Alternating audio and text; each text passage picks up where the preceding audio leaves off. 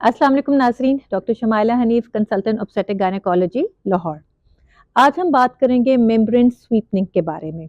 आपने कई दफ़ा सुना होगा कि आपके किसी कॉलीग या फ्रेंड या आपके साथ खुद भी ऐसा हुआ होगा कि जब आप ड्यू डेट के करीब पहुंच जाते हैं तो आपके डॉक्टर आपका इंटरनल एग्जामिनेशन करते हैं और आपकी मेम्ब्रेन्स को स्वीप कर देते हैं। आज हम ये बात करेंगे कि इसका क्या मतलब है, क्या मकसद है और इसके कोई साइड इफ़ेक्ट्स हैं या नहीं।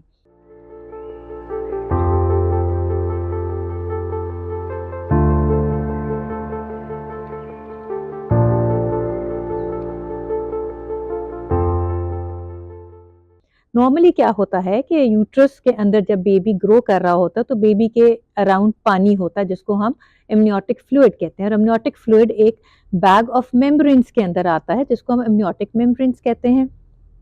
जब आप अपनी ड्यू डेट के करीब पहुंच रहे होते हैं, ऑब्वियसली 39-40 वीक्स की हम बात कर रहे हैं, तो कई दफ़ा आपके डॉक्टर आपकी कंसेंट आपको पहले गाइड करते हैं और फिर आपकी कंसेंट के साथ आपका इंटरनल मुआयना करते हैं।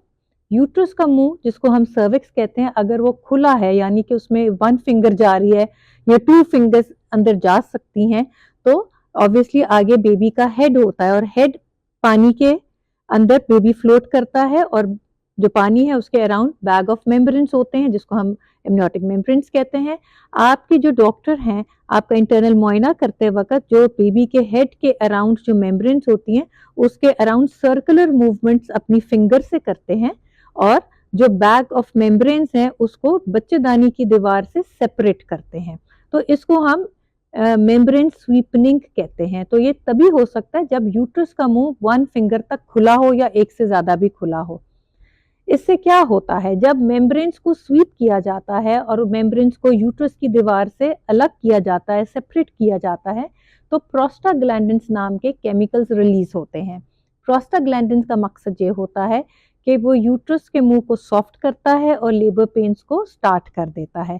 ये देखने में आया है कि अगर खवातीन की मेम्ब्रेन्स को स्वीप किया जाए ऑब्वियसली पूरे टाइम की प्रेगनेंसी के वक्त, तो ऑलमोस्ट 50% केसेस जो हैं वो अगले एक हफ्ते के अंदर नेचुरल लेबर पेन्स उनको खुद ही स्टार्ट हो जाती हैं और वो लेबर में चले जाते हैं। तो इसका मकसद ये है आपकी लेबर इंड्यूस करना। इम्पॉर्टेंट चीज़ें इसमें क्या जहन में रखनी चाहिए या आपको पता होनी चाहिए, एक कि जो लेबर मेम्ब्रेन स्वीप करते हैं ये अमूमन 39 और 40 वीक्स पे करते हैं। इससे पहले करने का कोई फ़ायदा नहीं है। जितना अगर आप नेचुरल लेबर पेन्स पे आपकी स्टार्ट नहीं हुई और आप टर्म तक पहुंच गए हैं, 39 वीक से ऊपर हो गए हैं, तो ये तभी की जाए तो उतना बेहतर है। उसी वक्त कामयाबी होती है अगर यूट्रस का मुंह ऑटोमेटिकली खुद से वन फिंगर तक खुल गया है। ऑब्वियसली जब वन फिंगर खुला होगा तभी आपके डॉक्टर की फिंगर जो है वो अंदर जा सकती है। अगर मुआयने के दौरान आपका यूट्रस का मुंह बिल्कुल टाइटली बंद है, उस सूरत में आपकी मेम्ब्रेन स्वीप नहीं हो सकती।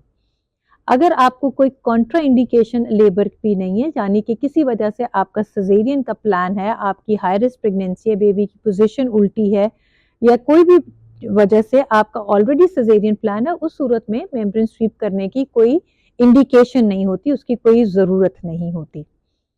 इसके एडवांटेजेस क्या हैं, जैसे कि कहा कि 50% खवातीन अगले 7 दिन में लेबर पेन्स उनकी खुद ही शुरू हो जाती हैं, वो लेबर में चले जाते हैं। तो ये एक अच्छा तरीका है, टेक्निक है कि आपकी नेचुरली लेबर को इंड्यूस करना।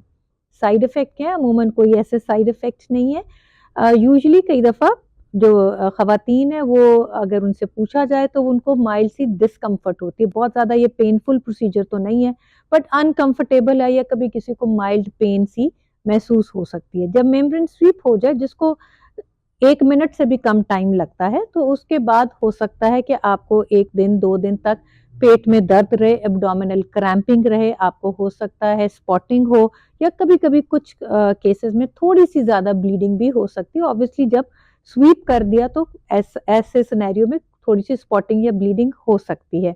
बहुत ही कम चांस है कि ऐसे करने के फ़ौरन बाद या करते वक़्त आपकी पानी की थैली फट जाए, तो वो भी कोई परेशानी की बात नहीं। ऑब्वियसली आपको ये करने का मकसद ही यही था कि आपको लेबर शुरू हो जाए। तो अगर पानी की थैली भी फट गई है तो उसके बाद आपकी लेबर शुरू होने का चांस ज़रा और भी जल्दी हो जाता है।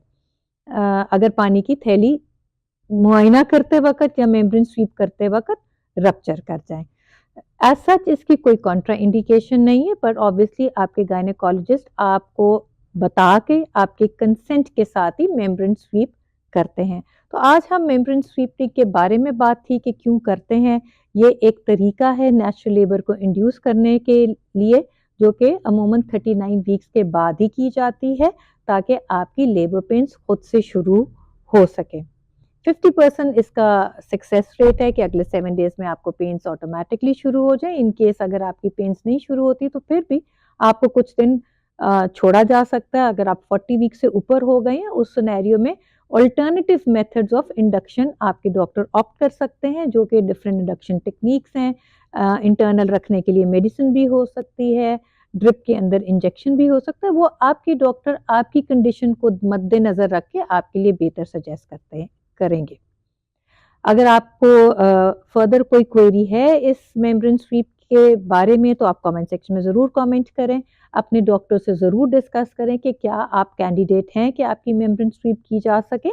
और अपना बहुत सारा ख्याल रखें, खुश रहें। अल्लाह हाफिज़।